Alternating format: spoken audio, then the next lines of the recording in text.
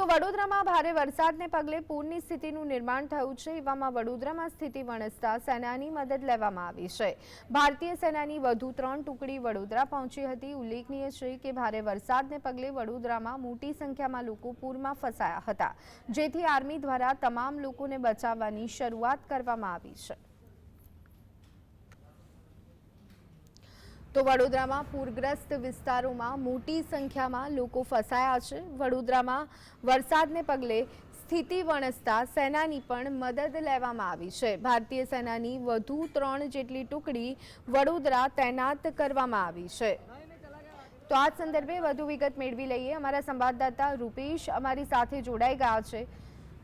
રૂપેશ, અનેક પૂરગ્રસ્ત વિસ્તારોમાં અનેક લોકો ફસાયા છે, રેસ્ક્યુની કામગીરી ચાલી રહી છે, શું વિગતો, શું લેટેસ્ટ અપડેટ?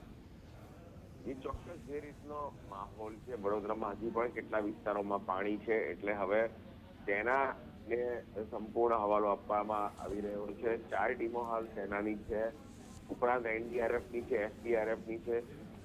વિવિધ જિલ્લાના શહેરોમાંથી ફાયરની ટીમો પણ વડોદરા આવી પહોંચી છે, કારણ કે હવે બચાવ કાર્ય યુદ્ધના ધોરણે કરવું જરૂરી થઈ પડ્યું છે, કારણ કે લોકોના ઘરોમાં 2-3 દિવસથી પાણી ભરાઈ ગયા।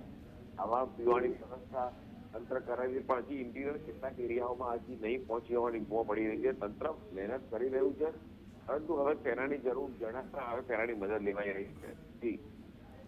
જી આભાર રૂપેશ, અમારી સાથે જોડાવા બદલ અને સમગ્ર માહિતી આપવા બદલ।